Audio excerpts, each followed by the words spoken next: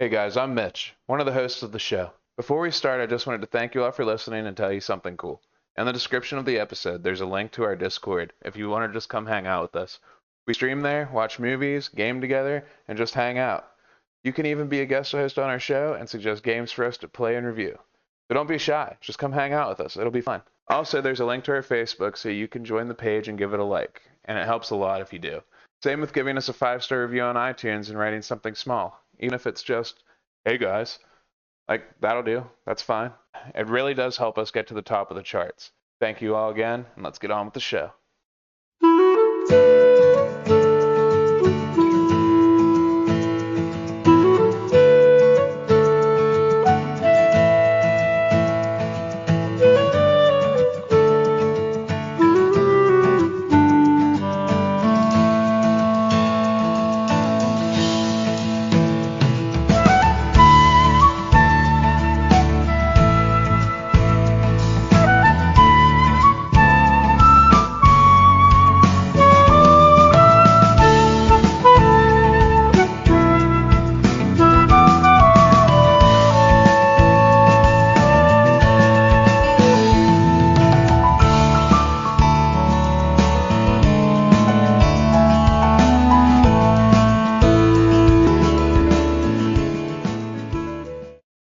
Welcome to the Tag Couch Podcast. I'm your host, Mitch, and as always, we have Mike.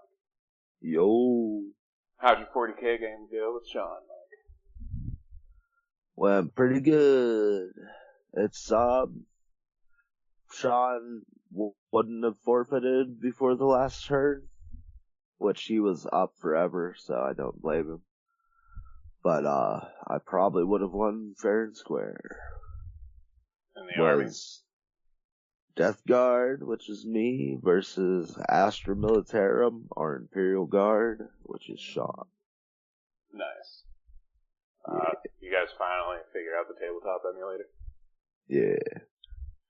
It was pretty confusing whenever I was in there with you guys, because I didn't know whose dice was whose, and I didn't know I couldn't read what all the shit said unless I zoomed in on it with all the table rules. Those didn't matter, because those were actually for, 8th edition? We're playing 10th edition. That's when the board was made, was 8th edition. So. Alright. Was he going to win? Is that what you said? No, what happened was. You said he was up we forever, were. That's why I was confused. At the beginning, the second round, he was winning. Maybe the third round too. But, either way, we ended up tying, and then if I killed a few of his units, then I would have then they wouldn't have been able to score the last objective. And, I would have beat him. Oh yeah, I forgot you were playing objective. I'm used to whenever we actually play, like, in person. Like, just playing for kills, basically. Well, we did that because it was easier, and I was trying to get you into the game. Oh, okay. Gotcha. Which didn't work out well, because all you do is kite me, and it's like, okay, fuck you. I know when to stand my ground, damn it. See, that's the thing with when you use markers, you actually have to fight. Oh, okay. Yeah, I did not know that. I don't know how I kited you, though. I kept on pressing you into a corner, and then you just pressed me back, and you just kept on doing that, losing one at a time, randomly. No, you had, what was it? We played 8th edition, I think. And, for some reason, Space Marines had bolters with a 30 range, and they had bolt rifles with a range of 30, and I had regular bolt guns with a range of 24. So I would move, and we were playing it like completely wrong the first time anyway. Oh, okay. Yeah, because I just remember the Poxwalker game where you guys just, like, tried to jump on me, basically. Yeah. But yeah, zombos do zombo stuff. I do hate that army so much. Because if they get within range or I get trapped in the corner, it's like, oh, well, you're gonna get fucked if you don't land these hits the right way. Yeah. Wouldn't I get poisoned too? Or some kind of like necrotic damage or something? Nah. Oh. It's the special thing about my army in 8th edition was they had an army-wide feel no pain, which means anytime I would lose a wound, I could roll a d6, and on a 5 or better, I ignore the wound. Oh yeah, that's what that fucking shit. I don't know why I thought you poisoned me. Yeah, that shit's lame, man. Yeah, that only exists for my zombies in the current version of the game. Oh, sick.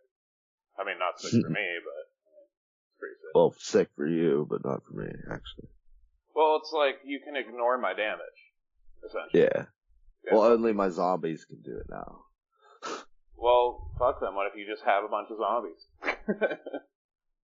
What if zombies are pretty weak and worthless? I don't know. I remember them fucking me up when they got you. Yeah. Yeah. Then it's just... Well, that's the thing. If you got enough firepower, you can take them down pretty easy. I had enough firepower. And fucking, I just blow holes in you, and like half the holes that I blew through you were like, oh, ignore. It's like immunity roll. Here you go. Just call it an immunity roll. Immunity to your damage. Fucking bullshit. I'm hoping that our next campaign we can do the D&D show. Well, do D&D for the show. But yeah, that'd be sick. That'll be next campaign. That'll be a while though. Yeah, it'll be months at least. I tried to, because I was off today. I called Sean a few days ago. I was like, hey, before I say anything to anybody clearly, do you think we can do part 2 of the pirate session at my house? He was like, I am not ready for that.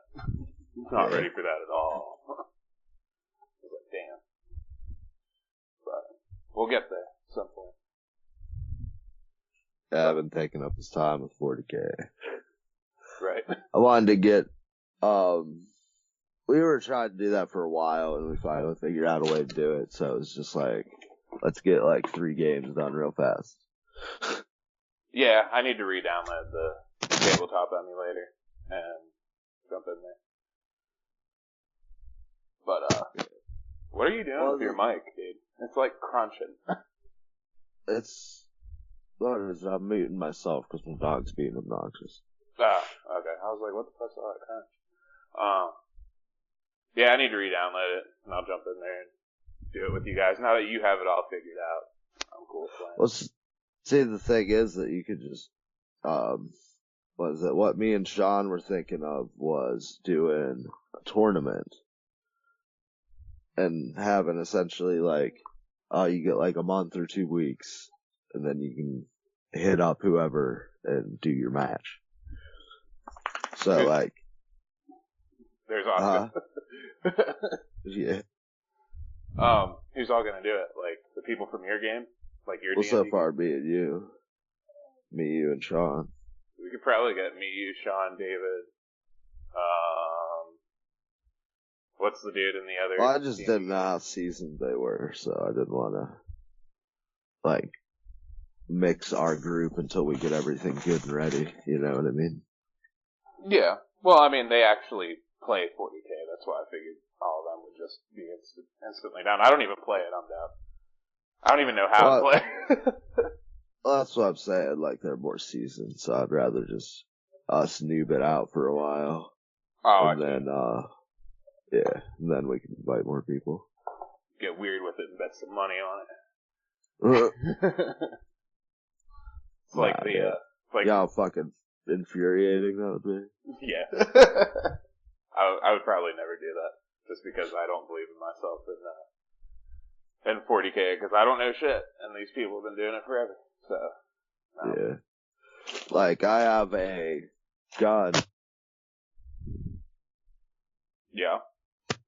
I have a gun that has one shot, or well, I have like 3 of them. So, but, that one shot can do 1 damage, or it can do 6 damage.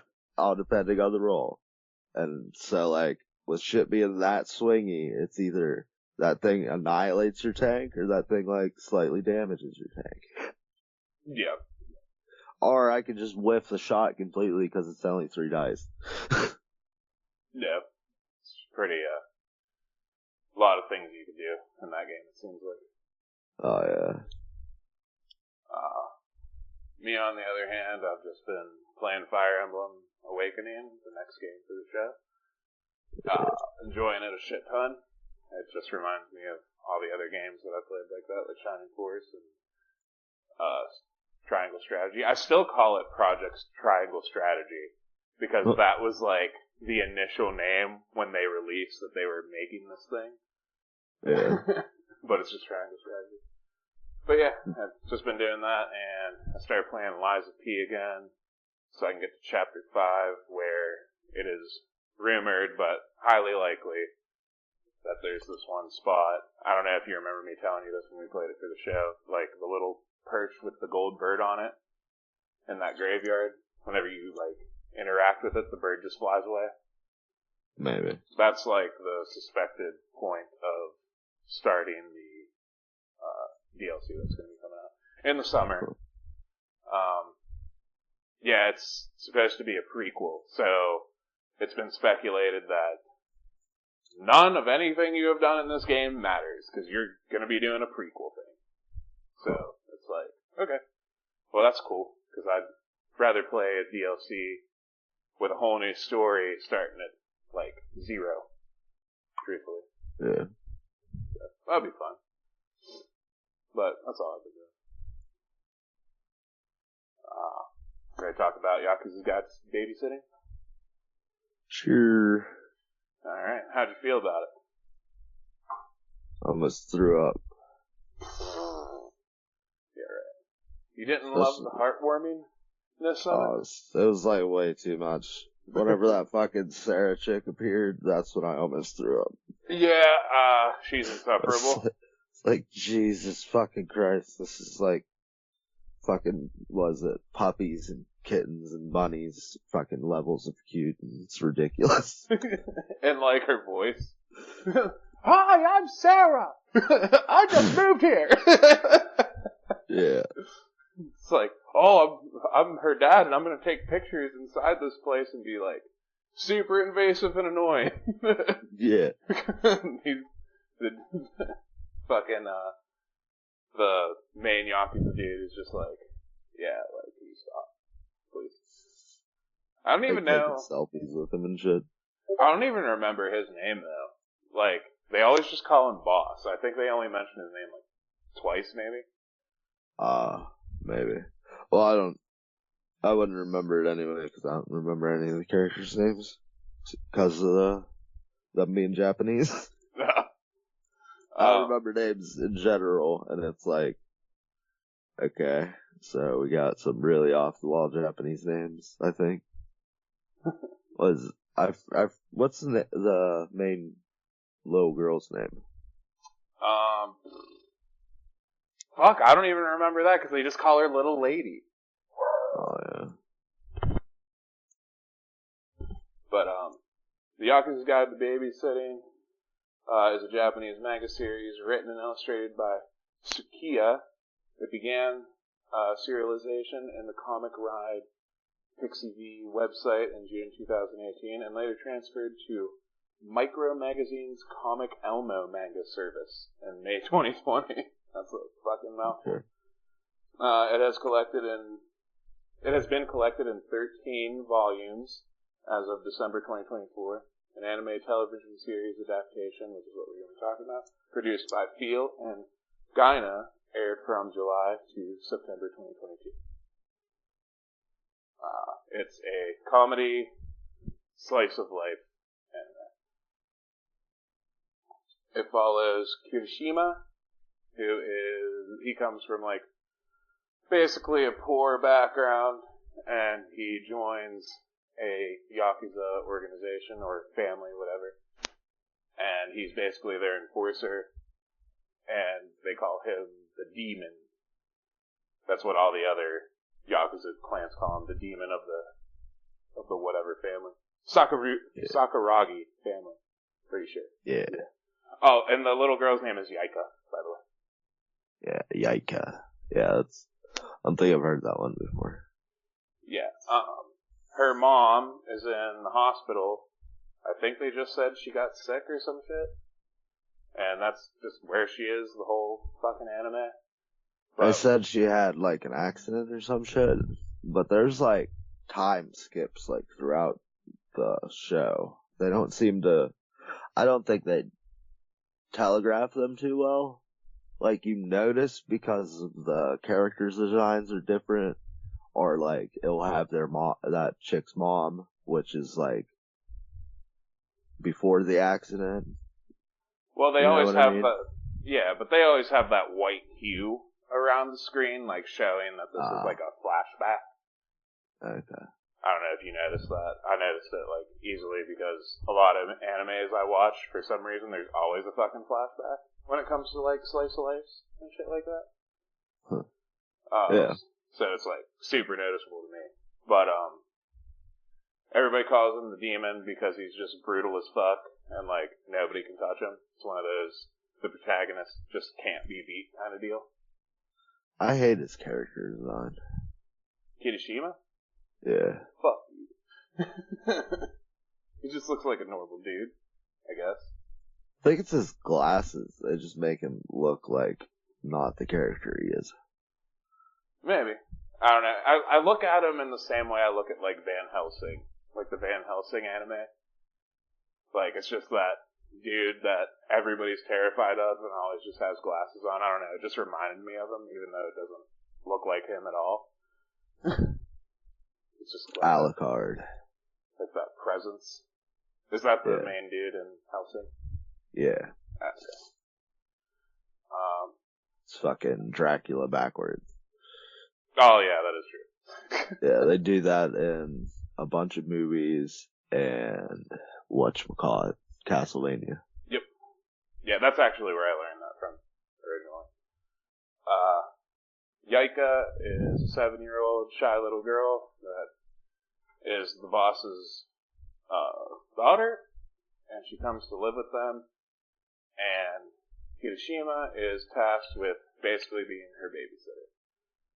And going from this whole show is about this dude being like terrifying and beating the dog shit out of everybody to I'm constantly babysitting this kid and I have to control myself and make sure she doesn't see the violence that happens, which hardly ever kind of happens. Like whenever she's happens around. more in the beginning. Yeah, like whenever those two dudes are following her. Yeah. And he has to go, oh, let's play red light, green light, and she turns around for 1 second, and then he bursts towards them and beats their asses and hides them in a bush. So, that's the kind of shit he has to deal with. And the whole show is basically this dude going from this crazy, violent person that just deals with shit by a bunch of people in the face, or have you, to discovering his softer side and learning that him and this little girl he's like really connected with because she like loves him and he just wants to make her happy and he feels the same way like, hey, I'm here to take care of this little girl but I'm not just her babysitter, I'm like her best friend kind of deal. Mm-hmm. So it's a very heartwarming anime and you see progression all the way up until the last episode where, because there's flashbacks with Kirishima, he didn't have much, and for his birthday his mom always made him like this omelet, and his mom is dead, so like at the end he comes to realization with all that, and like he goes and puts flowers on her grave and realizes he's a better person, and that's basically what this entire show is about. I never have any idea what Japanese food is whenever they depict it in anime, and I don't really know much about Japanese cuisine in the first place, and then there's like the Pokemon conundrum with the jelly donuts. What jelly donuts? How they always referred to rice balls as jelly donuts. See, I've always seen them say rice balls. Like, Yeah, in the original airing of the TV show, they always said jelly donuts. well, that's what I'm talking about. I remember Brock making rice balls, and he called them rice balls. Yeah. It was the episode with the Electabuzz and the Scyther gyms. Those two gyms duking it out in this, like, dusty western-ass city. It was so stupid. I'm pretty sure that was the episode, though. Because, like, their shit got dumped into a river that they were cooking by, and he was like, fuck, no! Now we have no food! And then they go to this town, and they're like, we don't have any food, because all our money goes to these two gyms that are just fighting over each other. But, actually, you know what? Now that I think about it, I think I have heard them call them jelly donuts before. Yeah. That is weird. I didn't really stick in my brain for a while until I've seen people bring it up. But, like, because my brain was just like, that's not a fucking jelly donut. I don't know what that is. That is a ball of rice with some seaweed wrapped around it. That's exactly what that is. I was like 7. I had no idea what the fuck that was. Oh yeah, you haven't watched Pokemon in a long time. I still go back to it every now and then just for me and my kids watching it and shit. It was a white thing with some black stuff on it that I didn't know if it was edible or if you held it by it. Yeah, so the rice ball, whenever they make it, it doesn't look, I don't know, like, it looks exactly the fuck is a rice ball? Like, why? That's like, I don't know. To me, that sounds like rolling up a piece of bread and then just, like, frying it. Okay. For some reason.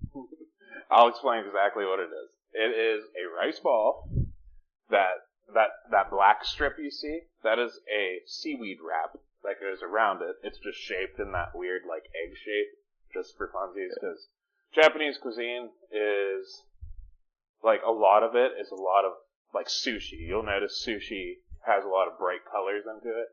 And, like, they love to shape their food. And they love to show the food. Like, the show of the food is part of the experience.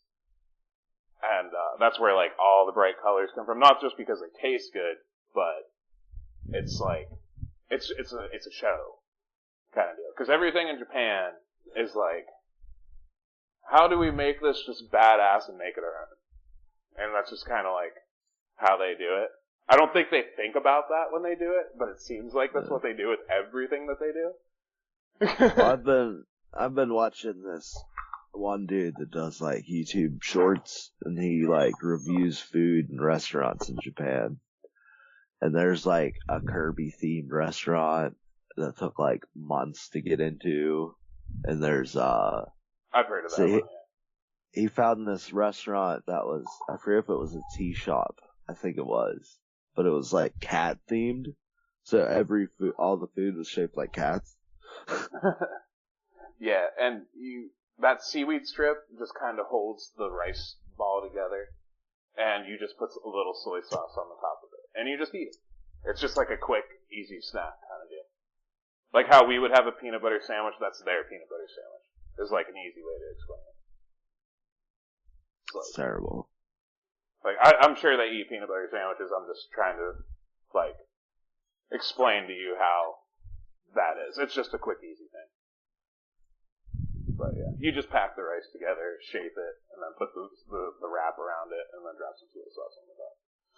Some people might not even use the soy sauce, but yeah, it just sounds like if I took a piece of bread and fucking made it into a ball. Yeah, I mean, yeah, it's just one of those quick, easy meals. The bread would be better. No, never that. Yeah, it is, because I do that. I can't eat just like a loaf or just like a thing of bread. I have to have something on it. Unless I'm like drunk. If I'm drunk and I'm like, I need to get sober fast, just slam bread into my mouth.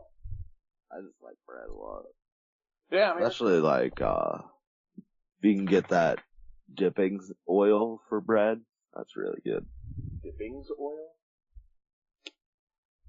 What is that? Yeah, they have this dipping oil for bread, and it's like, I forget, like, if it's a bunch of different oils or if it's just oil with a bunch of spices and shit in it. Never heard of it. It's really good. But, at first, anyway, back to the topic. Sorry, I got off topic there. Anyway, the whole relationship kind of kicks off, like, between those two really well. He just kind of doesn't know what the fuck he's supposed to do. And it's kind of like the life lessons are, this kid is teaching me how to be a better person. And his mom was a good person, too. So, the dude just has, like, issues. So, like, that's kind of how this all goes. And he has this blonde friend. I forget his name completely. And he's always kind of like the soft dude that's terrified of him at the same time, but it's like his best friend. Yeah. And for some reason he has a man bun and a lip ring, which I've never seen anything in Japanese anime like that. It's just weird, cause like the, like Tokyo subculture where they had like the emo shit like flowed into there, they like went super hardcore with like scene stuff. Like, all different colored hair, fucking Final Fantasy type clothing, and I just call that Neo Tokyo style. I don't know what the fuck it is. I don't know what it is either. That's just what I refer to it as. Like just Neo Tokyo. I don't know why I call it that. I don't know. Just some like mix of rave culture with like emo culture. And right. Shit. Yeah. Yeah. And he's always trying to tell him what, like you need to chill the fuck out kind of deal. Yeah. Or he's busy just doing things that Kirishima tells him to. At one point in the show, the boss is like, hey, we can't let anybody know this, but we're kind of going broke. And I've heard that, like, social media, or whatever the fuck he's trying to say. This didn't make any sense to me. No, it didn't. It didn't. It was just a filler episode, let's be honest. And it's like, you guys need to make video content and make us money. You just have to find followers. And he's like, fuck. So, that best friend dude, the blonde-haired guy that I can't remember the name of, like, gets in touch with his people, and they make a show about being Yakuza, and they wear face masks, and it gets super popular. And then they're like, fuck, we probably shouldn't do this, and they try to take it down, and make like a scandal out of it, kinda. Like, hey, we're not actually Yakuza. Don't like us anymore. And everybody just likes them more, because they're going off the air and everybody loved them, and their stupid ass show that they did. Cherry. The Cherry Team. Yeah. Or Team Cherry. Yeah. They do get a music deal and go around the world, and like, the little girl misses Kirishima, and yeah. You can get the life lesson out of that one. Yeah, he's like, is this what I want to do with my life? Is this what I really want to be? He's like, nah. And, I said, I don't understand. Kirishima has has a ski mask with the top cut off for some reason. Yeah. Which is fine, because he's got hair, so there's like an aesthetic thing to it, I guess. But for some reason, there's a bald dude in the Yakuza, and he has the same mask on. Yeah. The other dude, the third guy, I'm pretty sure he has hair. He just has a normal ski mask on with the top on it. So I don't know why the other two have the top cut off. And they have like yellow, green, and red like outlines on the ski mask. I guess to tell them apart, like visually in the anime. Which is, I guess that's a nice touch, even though I still didn't know half the time. Because when they would say their name, I'm like, huh? Who's under whose mask? What's going on there? So, I don't know. That whole episode was just a weird filler to just show that, Yaika and Kirishima missed each other and were worried about each other constantly, basically. Mm. But, there is a part in the show where there's this dude with white hair. I have no idea what his fucking name is. It was probably mentioned twice also. They don't use a lot of names. Dude with the scar or the other dude?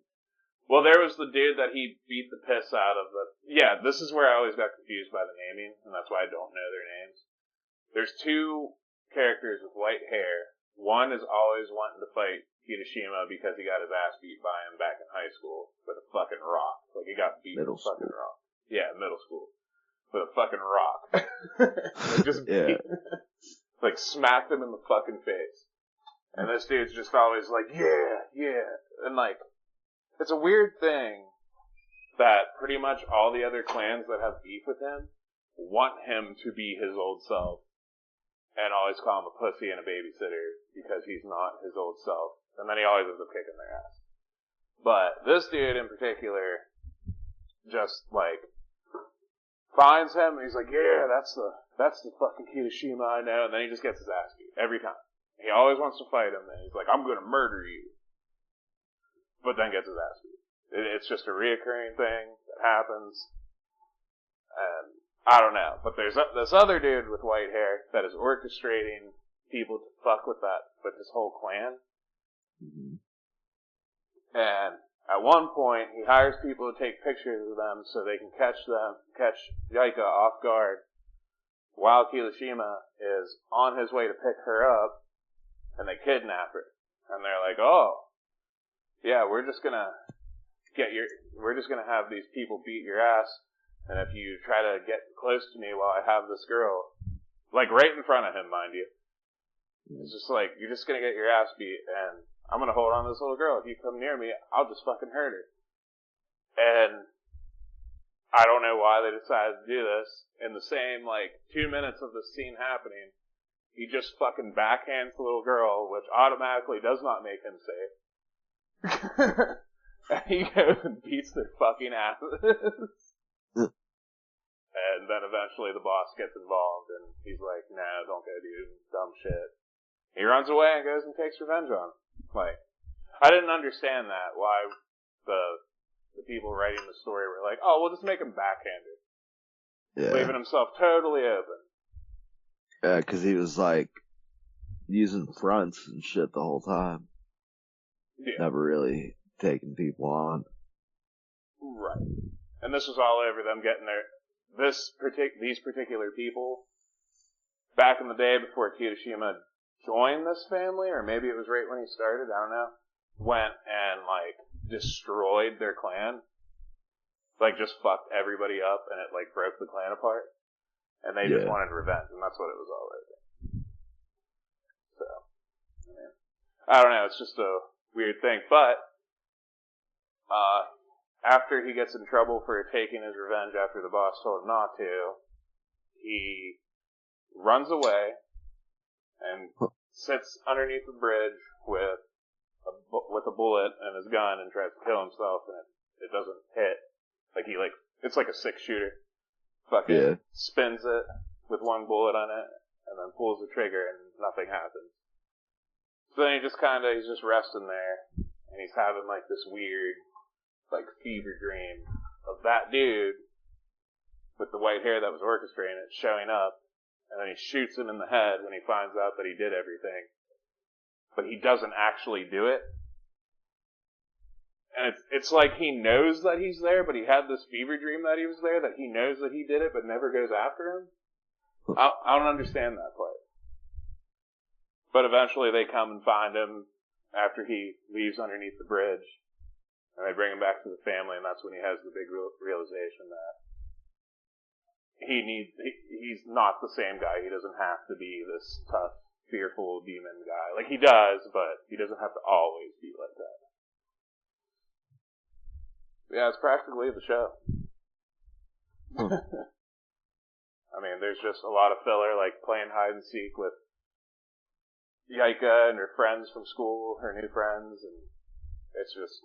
Well, most of it's comedy, but there's definitely some dramatic pieces in the anime. I don't know, I feel like there's more dramatic pieces than comedy. Really? Yeah.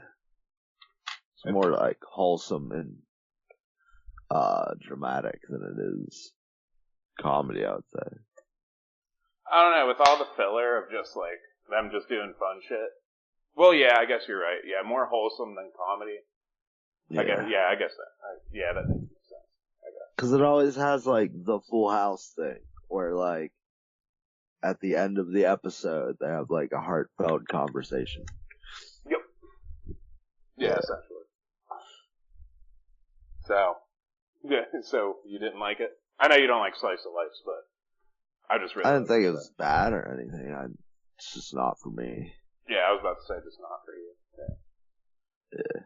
I enjoy those things like that. I think there is a slice of life that you would like, but it's on Netflix, and since we both gave up our subscriptions to Netflix, we can't watch it. I'm sure we could find it online somewhere, but. Well, I told you the one I like. I don't remember it. Squid Girl. I've never watched it. I do remember you bringing that up, though. Yeah.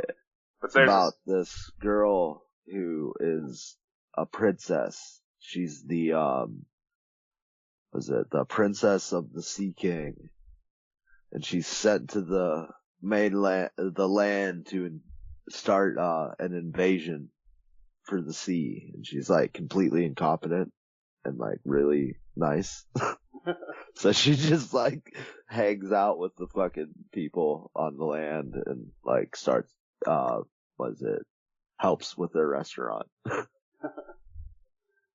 Yeah, I know you like drama. This slice of life is more a drama than a slice of life, but it's called My Happy Marriage. I've told you about it before. It's like the one we watched was like family drama. Which one was that? The Yakuza's Guide to Babysitting. Yeah. No, this is like My Happy Marriage deals with like domestic abuse and a lot of like family jealousy. Like it's kind of like make you watch what's it called, Grave of the Fireflies? Yeah, I've never seen that. But it's more like, hey, we gave this daughter up to this high up kind of guy that everybody loves, and he's like high up in the government or some shit like that. I think he might be in the government. But they give her daughter to him for marriage, and they don't fucking like her anyway, and they're like, you better fucking put on a good, you better put on a good show, and this and that, and I don't even see how you could even do this, but we have to keep our family up. So we're giving you to this, and then finds out that it's working out, so the family gets mad because her other sister is mad that dude actually likes her. And it turns into like kidnapping and like beatings and shit, like kidnaps her and like locks her in a shed and like beats the shit out of her for an episode or two till she's almost dead kind of deal. It's like a fucked up Cinderella. Yeah, it's only 10 episodes long, but it was really good. But yeah, and that Squid Girl thing reminded me of My Bride is a Mermaid, which is the first episode is like, oh, I'm falling for this chick, like I don't know her or whatever, but like I'm gonna take her on dates, you know, just normal, starting out a relationship, and then he goes to like meet up with her, and she is the daughter of a mermaid Yakuza boss. That show is just like so weird. Yeah, I've actually heard that brought up somewhere else. Probably me. Nah, I mean on a live stream. Oh. Yeah. Nah, it's fun though. It's a fun one. Kind of not really like super interesting. Like nothing crazy really ever happens in it. It's just like something you throw on. Yeah. But it was good. It was alright. But yeah, we are playing Fire Emblem Awakening. It's Mike's choice for the next show, and I have yet to determine my anime pick for after that. So, wouldn't it be mine? Huh. Oh yeah, it would be yours. Yeah. What do you want to watch? I totally forgot about that. This one was fun. Duh. I'll have to get back to you guys on that one. Yeah. Undecided. Oh, I decided on my game, not my anime. That's what it was. Ah. Alright, you guys will just learn everything next episode. Leave Megan. Yeah. Adios, muchachos.